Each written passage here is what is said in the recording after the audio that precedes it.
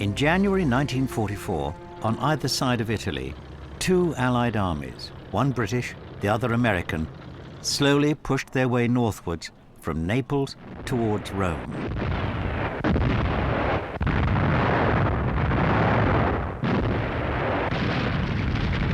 Finally, they came upon Germany's main defensive position to the south of Rome, known as the Gustav Line. Anchored on one of the strongest natural defences in Europe, the formidable defences had been strengthened by months of preparation and were manned by crack German troops. For 5 long months in bitter weather, the Allies attacked the German defences. Divisions from America, Britain, New Zealand, India, Poland and France saw action in 4 savage battles before the German resistance finally broke. This was Monte Cassino.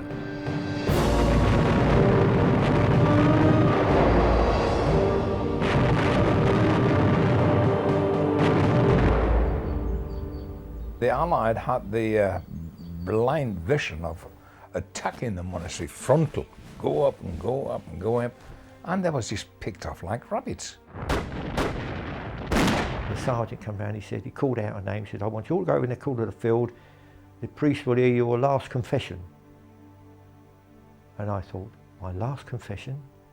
That means to say that my chances of survival is nil. I feel they should have bypassed the casino. They could have gone around it. That was just split seconds away.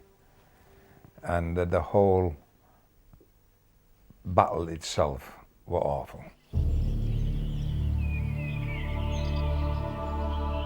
Monte Cassino is remembered not just because it was one of the fiercest battles in a very hard-fought war, but also because it provoked sharp disagreements over strategy between the British and American allies, exposing the great difficulties of coalition warfare. The campaign also saw the bombing of the great ancient monastery at Monte Cassino, a cultural and artistic centre, mother church to the Benedictine order, and the inspiration of monasticism everywhere in Europe.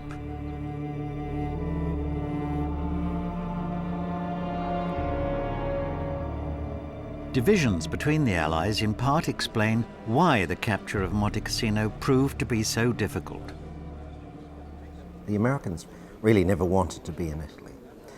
They somehow felt that the British had tricked them, and they thought that they would be dragged into a campaign that would simply delay what they saw as being far more important, and that was Overlord, the invasion of Normandy, and the opening of a real second front on the European continent. Churchill wanted to engage the Germans wherever and whenever he could. And Italy is the place where Churchill wants to do it. And the way Churchill wants to do it is the way that will drag the maximum of German resources away from France, away from northern France, away from the intended invasion in Normandy, as well as from Joe Stalin out there fighting the Germans on the Eastern Front. In Churchill's grand vision for victory, Italy was to be occupied, the Balkans set on fire, the Greek islands were to be liberated, and Turkey brought into the war. Axis Europe was to be penetrated and defeated through what he called its soft underbelly.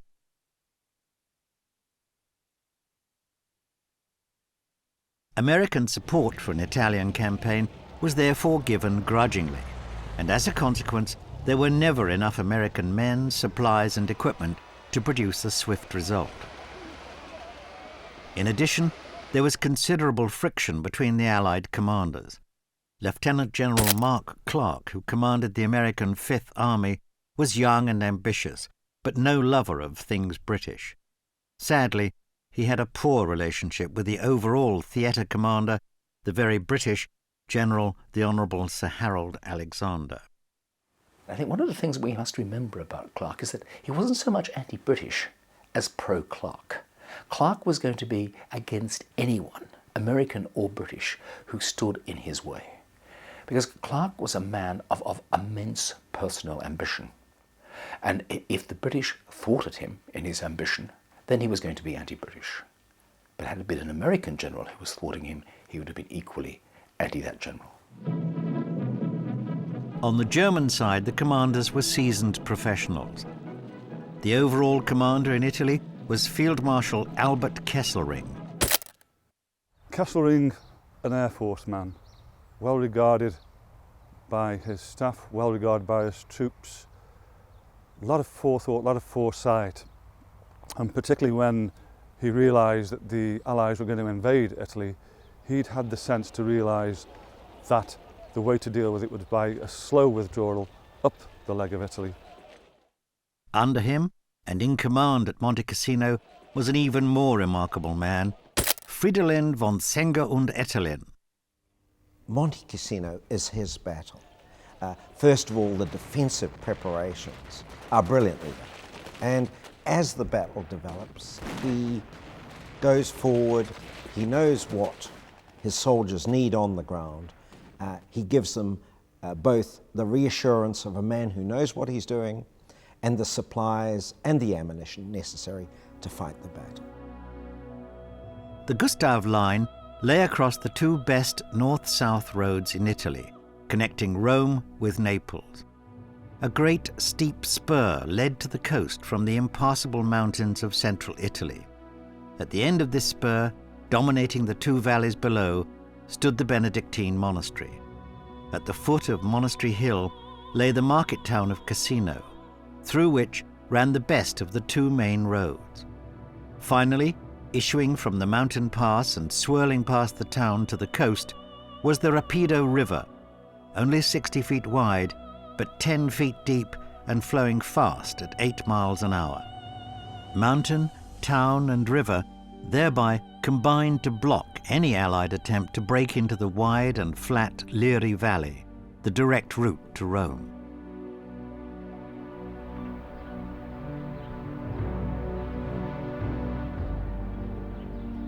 It was a good military place. I mean, high ground always is in a battle. You can look over the countryside as the advantage.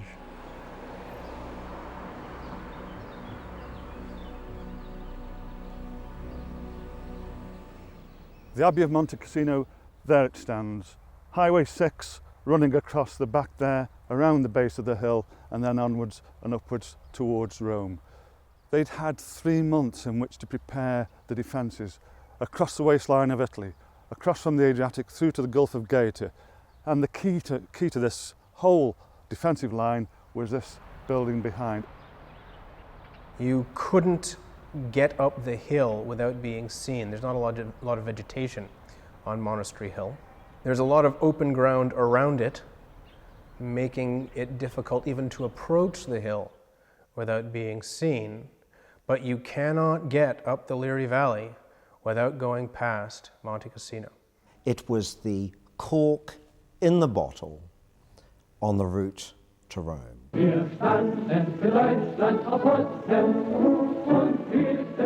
The Führer expects the bitterest struggle for every yard, read a German order of the day, and von Senger's men prepared for exactly that. The valley in front of Cassino was flooded to make it impassable for tanks. Mines and barbed wire were laid along the Rapido River. Mortars and machine guns were posted on the German side. The town's entire population was expelled. Its larger buildings were reinforced to become fortresses, while smaller ones were demolished to clear fields of fire.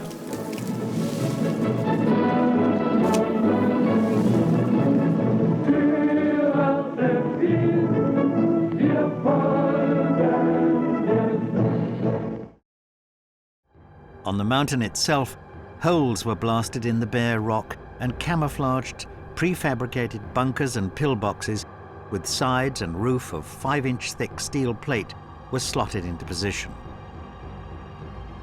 Smaller 2-man weapon pits were blasted out and lined with concrete.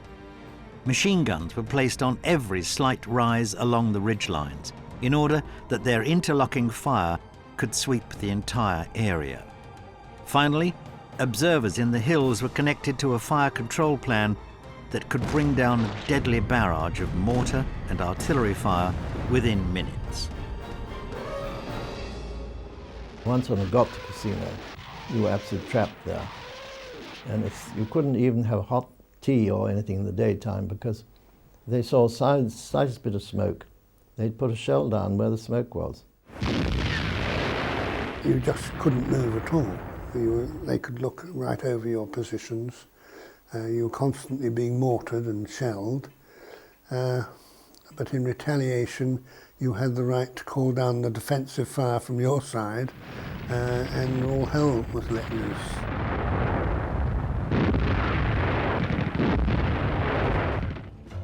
Lieutenant General Clark's Fifth Army, which included American, British and French troops, toiled up to the German Gustav line on the 15th of January 1944. The assault on the position began a mere 48 hours later, an impossibly short time to plan and prepare for a major attack, and the result was a predictable disaster. On the extreme left, near the coast, British troops forced a crossing of the river, but were pinned down and unable to expand their bridgehead. Worse than this, the American 36th Texas Division in the center was, in 2 days and nights, destroyed as a fighting unit. Even to reach the Rapido River, the troops had had to flounder across 2 miles of swamp and mud laced with barbed wire and studded with mines. Some attacks were made at night in a rising fog, under heavy artillery and machine gun fire. Incredibly, a number of troops managed to get across the fast-flowing river, but they were immediately pinned down on the other side. Engineers attempted to put up bridges to allow tank support, but these were destroyed almost at once by German shells. More men managed to get across during the day and the following night, but with no tank support and no ammunition resupply, the bridgehead could not be held. A handful of men got back at the end of the second night of the attack, but more than half of the attacking troops had been lost. Well, the Rapido crossings were an attempt to bounce the Gustav line, to bounce the Germans out of their defences. And of course it didn't work, because it was the middle of winter, everything was against it, it was under observation. The Germans had been able to build up a very strong position on the Gustav line, and so the attempts to cross within the night and establish a big enough bridgehead to secure the bridges that you needed to take your tanks across just simply wasn't possible. Only on the extreme right of the Allied line was there any progress. 2 miles upriver from Cassino town, the American 34th Division forced a crossing of the river, and after 8 days had battered their way to the foot of the mountain that rose from the valley of the Rapido. They now had to climb the sheer slopes of the mountain in order to fight their way onto the ridge that curled leftwards to the monastery and domination of the valleys below.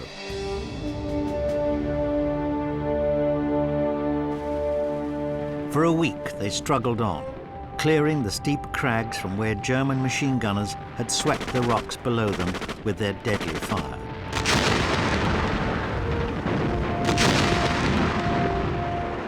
The first sergeant came along and he says, what's going to happen? We're going to have a rolling barrage starting at 3 o'clock, and at 3:15 it will rise and you'll follow through. And that's what happened. So at 3:15 it started to rise, so we followed through. We were walking along the path, and suddenly we came under small arms fire. The 34th Division got to within 1,000 yards of the monastery, but there they stopped, an absolutely spent and exhausted force. Our BAR man rolled over to reload his weapon, and a German hand grenade, a potato masher, flipped and fell, and he rolled back on top of the grenade, and it went off and severely wounded him in the stomach. And he came running back saying, I'm hit, will I die? And I says, no, if you just relax, take it easy, just relax, lay down, and don't move, don't run around. The First Battle of Monte Cassino had ended after 3.5 weeks. At terrible cost, the Fifth Army had punched a small crossing on the left of the line, fought their way into the mountains on the right, and had been disastrously repulsed in the center. The German line had been tested and had held firm, though some units in the mountains had suffered huge casualties. Von Senger und Etterlin was no doubt reasonably content with the situation.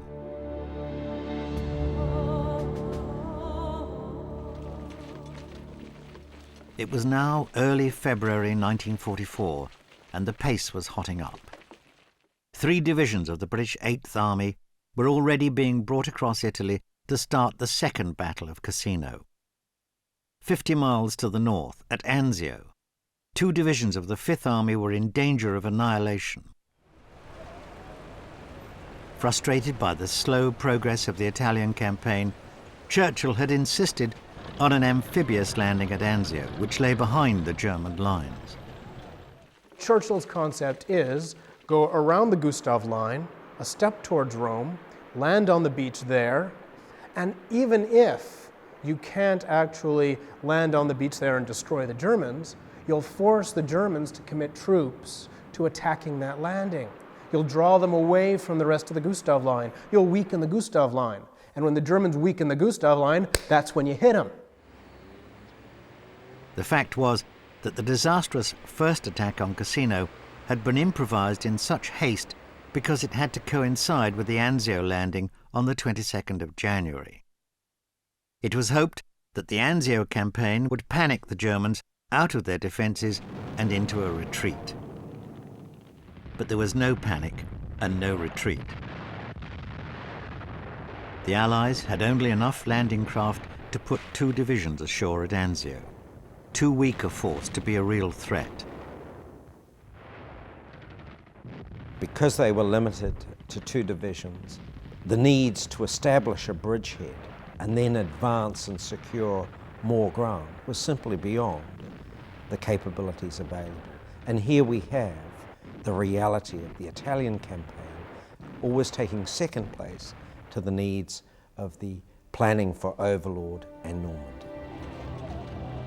Kesselring quickly saw an opportunity to inflict a bloody reverse on the Allies by driving them back into the sea. So Cassino had to be attacked again to draw off at least some of Kesselring's troops. Anzio had been conceived as a way of helping the Cassino attack. Now Cassino had to save Anzio. So there would be another hasty attack on Cassino, but this time it would be by Commonwealth troops. The New Zealand Division and the 4th Indian Division were both crack forces. Indeed, Rommel himself rated the New Zealanders as among the best troops he ever fought. The 4th Indian Division too was highly thought of, being composed of long-service, highly professional Sikhs and Gurkhas, as well as a brigade of English troops. Commanding both divisions was General Bernard Freyberg, decorated 3 times in the First World War and wounded so often that during dinner parties, Churchill often asked him to take his shirt off to show his guests his many scars. Everyone who knew Freyberg agreed that he was one of the bravest men they'd ever met. But there's a question mark hanging over Freyberg's competence. Some say that he reached his level of competence at divisional command and shouldn't have actually gone in any higher. I think Freyberg's problem is that in Cassino, nobody was going to be able to make it work. And Freyberg did better than most generals could have under the circumstances. Freyberg's plan for this second attack was simple. The New Zealand Division were to assault the railway station to the south of Cassino town, which would enable Allied armour to get around the town and into the Liri Valley, the route to Rome. Meanwhile, in the mountains, the Indian division would continue the attack from where the Americans had stalled and press on along a narrow ridge to take the monastery.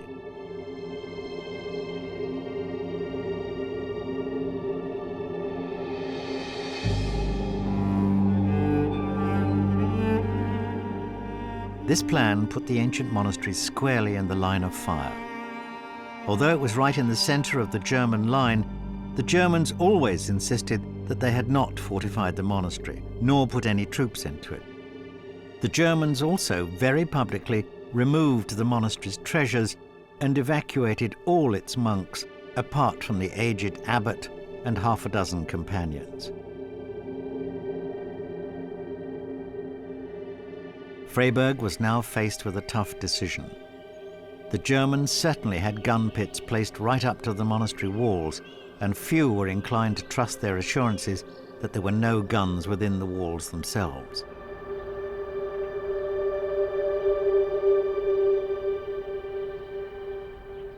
There was a lot of discussion as to whether it was right to bomb the monastery. We knew they were in it, although they said they weren't.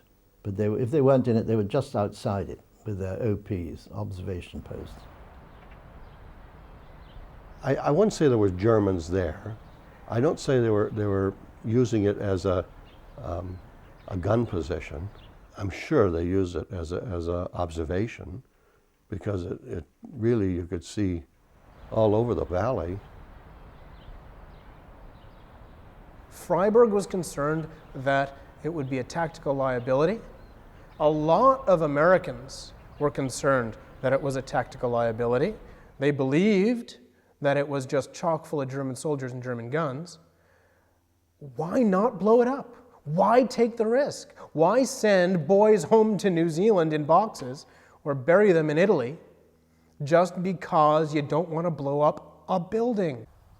The New Zealand commanders were not prepared to lose men on the strength that the Germans may not be in the monastery. And so a decision was made to bomb the monastery. There were snipers on top of the monastery. After they bombed the monastery, then they went in, of course. But not before? No.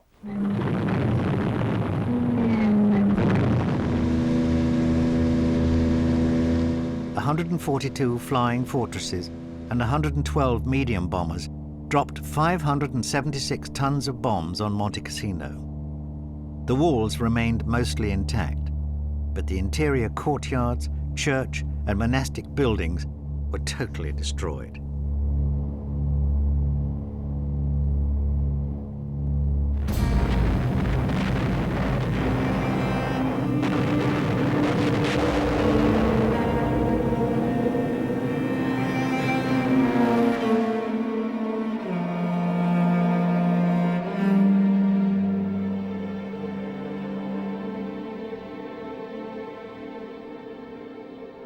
When the monastery was bombed, the troops cheered and cheered and cheered because they hated this overwhelming presence above them, like an avenging angel.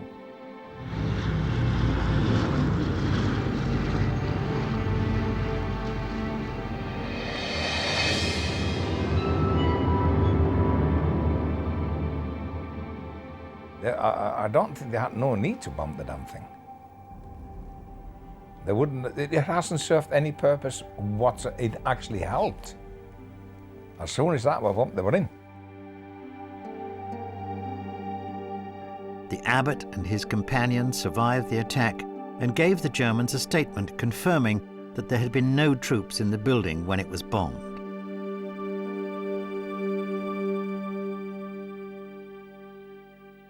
In view of the immense controversy caused by the bombing, it was ironic that it gave no benefit at all to the troops it was most designed to help.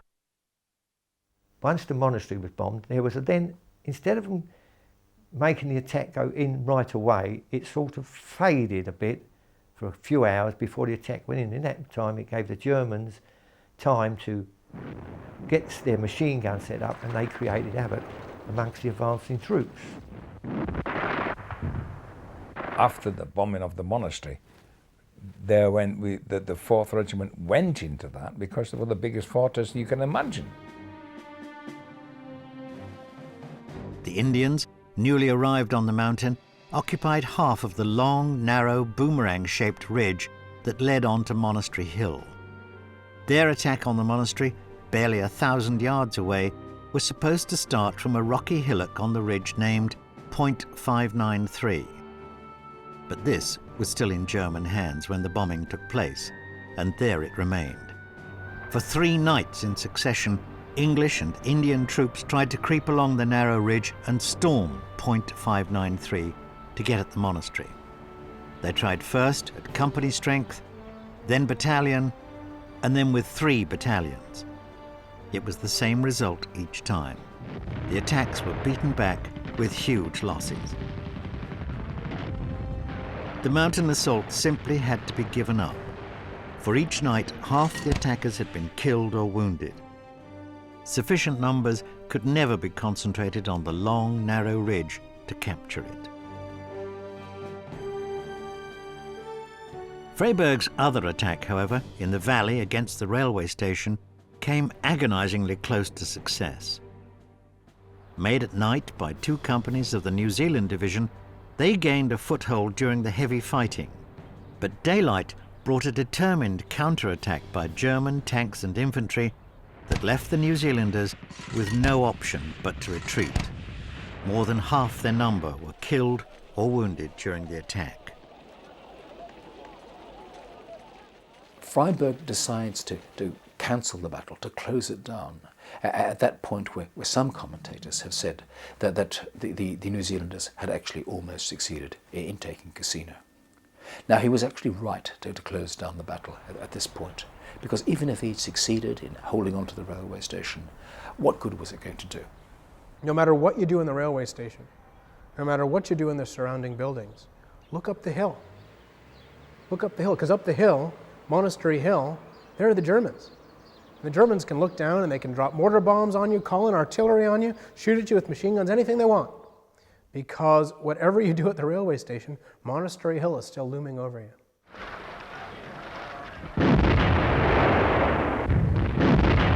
Meanwhile, Germans launched their heaviest attack yet on Anzio.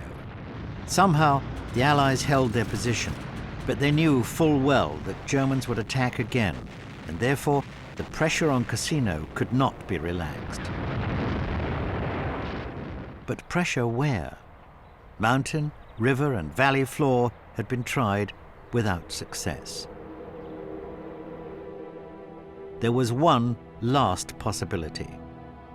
A 2-pronged attack from the north, one prong into the town and the other just above it along the lower slopes of Monastery Hill that would find enough dry ground to permit tank support for the infantry.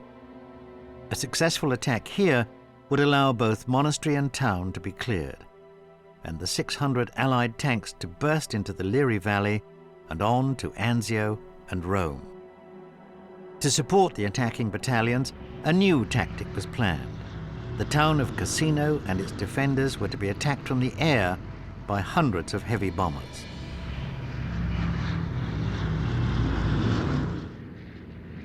Heavy bombers were needed to support the infantry because they had nothing else that was big enough to do the job. But of course that created problems in itself because the British and the Americans weren't that good at cooperation between air and ground. And they had never experimented using strategic bombers, heavy bombers, in support of ground operations.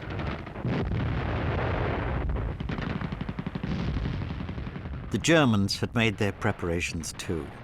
Artillery, machine guns and dug-in tanks laced the lower slopes of Monastery Hill, and the strong stone houses of the town, reinforced with concrete and steel, concealed tanks and automatic weapons. Significantly, the weary German troops were replaced by the elite Hermann Göring Parachute Division, its 7 battalions renewing hostilities with the same troops it had expelled from Crete 3 years earlier.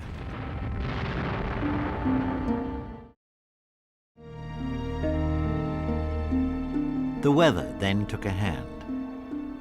At least 3 fine days in succession were required for the ground to dry out and for the bombers to hit their targets. But it rained continuously for 3 weeks, during which time the troops had to remain in position lest the weather should change.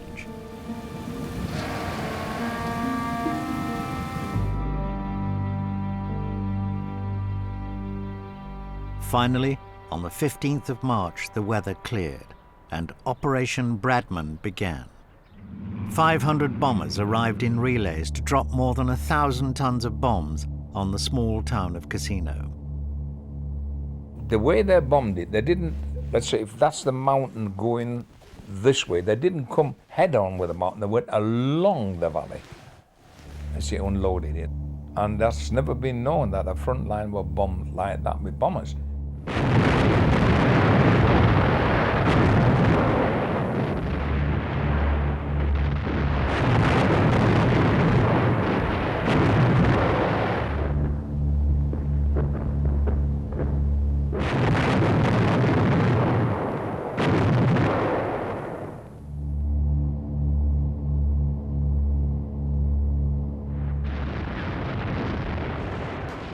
Two files of New Zealanders, preceded by tanks, began moving southwards into the town, and a third climbed onto the lower slopes of Monastery Hill to dig the Germans out of Castle Hill, an important rise on the ridge halfway between the town and the monastery.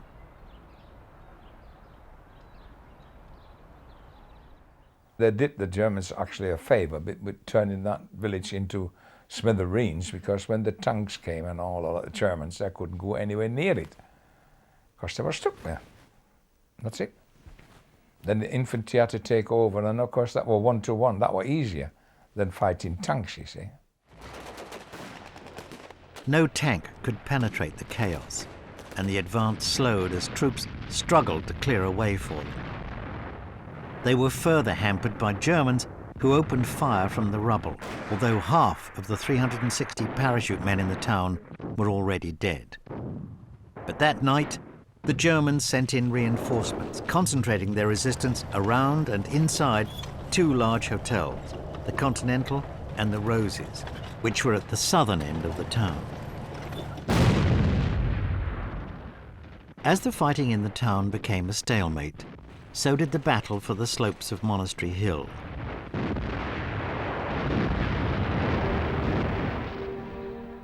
Castle Hill was taken as Gurkhas and Punjabi troops in the action once more held on for a week with virtually no food or water, and the Germans lost an entire battalion trying to retake it.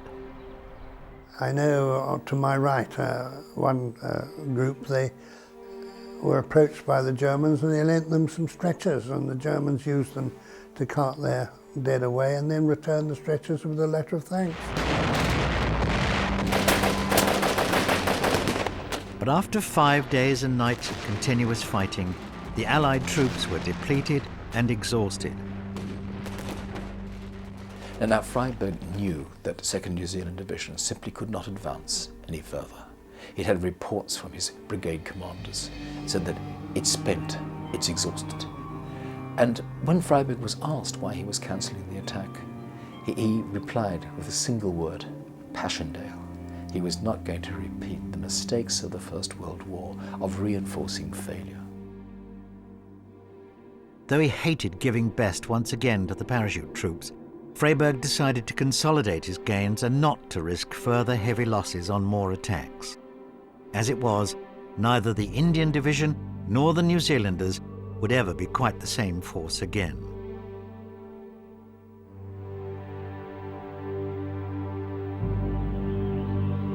The end of the Third Battle of Cassino on the 24th of March brought a relatively calm period of 6 weeks.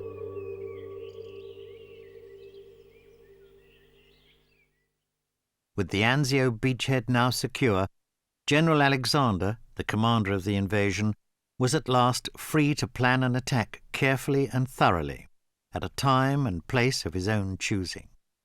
He intended not merely a breakthrough at Cassino, but a battle to encircle and destroy all the German forces in Italy. 8th Army was travelling up the east coast of Italy. And then the American 5th Army, with a lot of British divisions in it and French, had made attacks on Cassino, which had failed. So General Alexander and General Lees concocted a plan of bringing secretly the 8th Army across from the east to the west.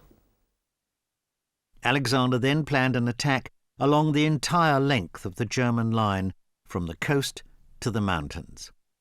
There were to be no more desperate attacks along narrow corridors of 1,000 yards or less.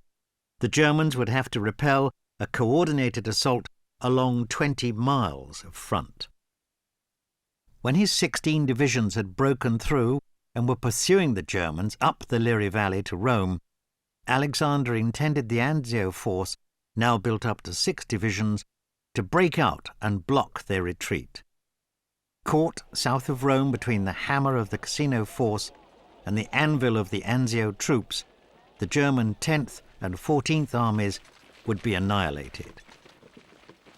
It is a strategy that looks Russian in the meticulous preparation, in the attack on a broad front in order to disperse the enemy, followed by a massive concentration on a narrow sector of front in order to break through the enemy. Alexander took a lot of time. This was not going to be another hasty little operation. The key to the success of the plan was secrecy and deception. 9 whole divisions were moved across Italy without the Germans noticing. When 2 Polish divisions were moved into the line, they were given English signalers for their radios, lest German eavesdroppers should hear their distinctive accents. In addition, an elaborate cover plan was laid on to convince the Germans that the Allied spring attack would involve another amphibious assault, this time to the north of Rome.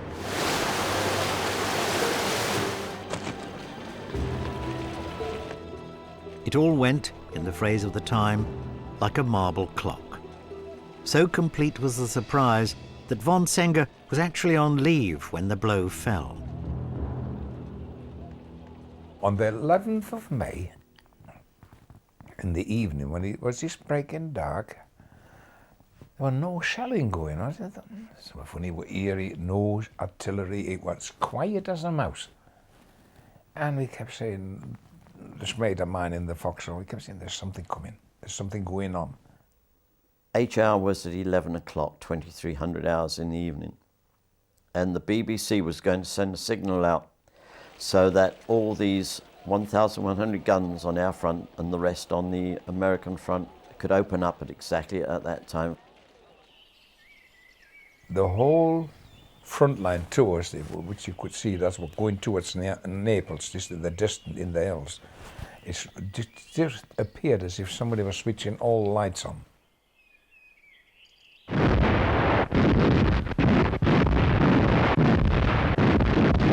"2,000 pieces of artillery opened up and they bombarded it and kept on and on and on and on. And that's when the push started.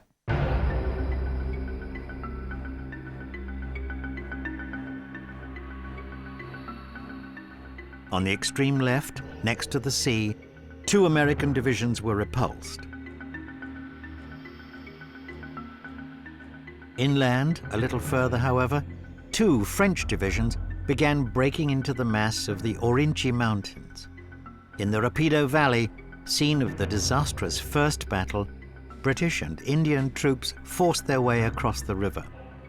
The Germans there received another unpleasant surprise as 2 British tanks followed the infantry, each carrying a section of a bridge on its turret. They drove straight into the river and stopped. Engineers then joined the sections together, and the first tanks rumbled quickly over to extend the bridgehead. On the extreme right, the Poles found the mountain defences as difficult to overcome as before, and their first night's attack brought no gain. But with 2 divisions, they could now attack the German strongpoints on the adjacent ridges, whose crossfire had crippled the Indian division's earlier attacks. They began making progress. But it was the French attack in the left centre through the supposedly impassable Orinchi Mountains and toward the Liri Valley which began to unhinge the German line. Already under pressure in the centre from the British crossing of the Rapido, the Germans fell back 6 miles to their next line of defence. Ironically, the monastery was eventually taken without a fight. We got the order to move out, to retreat on the 17th during the night, which we did. We went up the mountain of the monastery, and that's where I got wounded on top. And then I crawled into the first aid post, into the monastery. When the 18th came, when daylight broke, I remember one lot shouting, he said, the Tommies are coming. Because they'd all Allies had the same type of uniform, you know, with a flat helmet type of thing. And when it all turned out to be, when they came in the platoon, it was the Polish platoon. We fought our way half out the valley and we stopped. And we consolidated our positions. And that morning we looked up and everybody was saying, look, look, look. And on top of the monastery flew a red and white flag, which was the Polish flag. And we looked up and down the mountainside come the Germans with a white flag to surrender. And that was the fall of the monastery.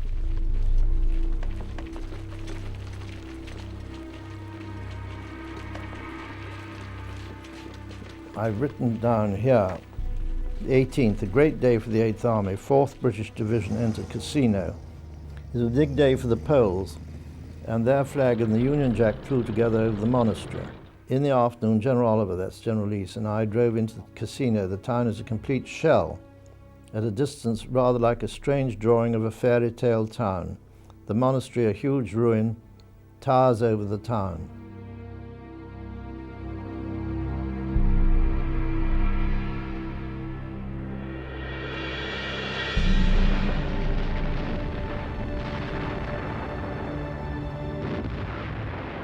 Several days of hard combat saw the last German line broken, and the Allies at last began to fight their way up the Liri Valley, delayed by German mines, booby traps and rear guards, and their own traffic jams.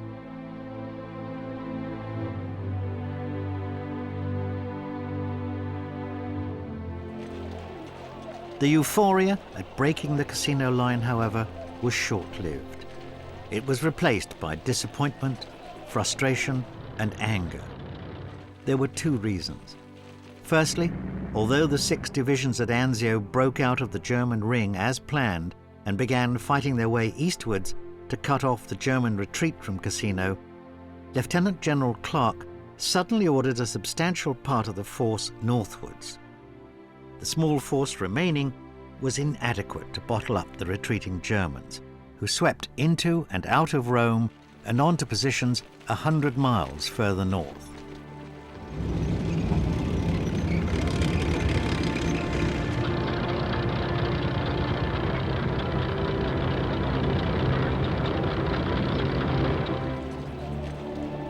Why did Clark order this extraordinary change of direction? He claimed afterwards that he had to engage strong German forces on his left flank that threatened his supply lines to the beach. Others have expressed a different view, pointing out that Clark had spoken frequently of Rome as the great prize. Because of the distrust between the Americans and the British, Clark always believed that Alexander would not let him be the man to take Rome. Mark Clark saw himself as a 20th century Napoleon. He thought Rome, and being the first to Rome, was just reward for what his army had endured in the winter of 1944. Whatever the truth, Clark had his moment of glory as he led American troops into Rome on the 4th of June 1944. But 48 hours later, his Roman triumph was overshadowed by the invasion of Normandy and the opening of the long-awaited Second Front.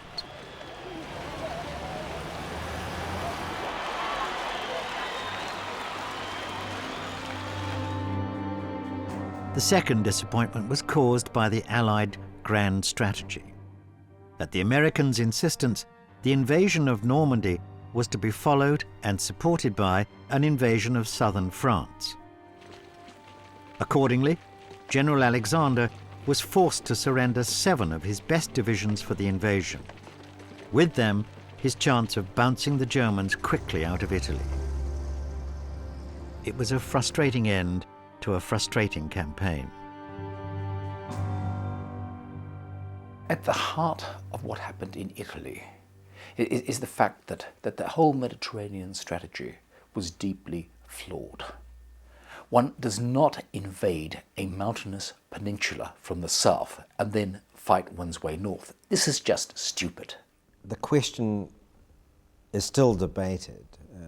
Was there an alternative to the Italian campaign? Was the bloody struggle for Cassino warranted? I think the reality is yes. What was happening in the spring offensive at Cassino meant that important divisions, and very good divisions, that would have been invaluable to the Germans in Normandy and northwest Europe weren't available because they were in Italy.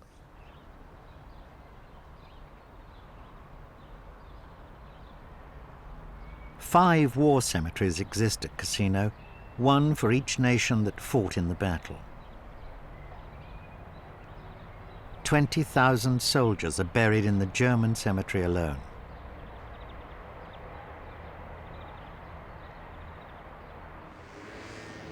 Amid the bustle of tourists in the rebuilt town and monastery, the endless ranks of crosses are all that is left to remind the visitor of the sacrifices made during this most savage of battles.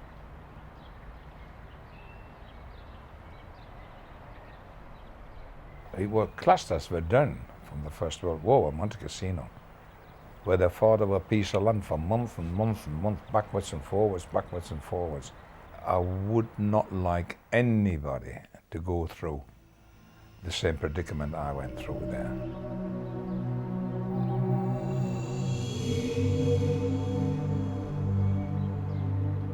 Up into the mountains, on the grim slopes of the old 593, there is this inscription: "For our freedom and yours, we soldiers of Poland gave our soul to God, our life to the soil of Italy, our hearts to Poland."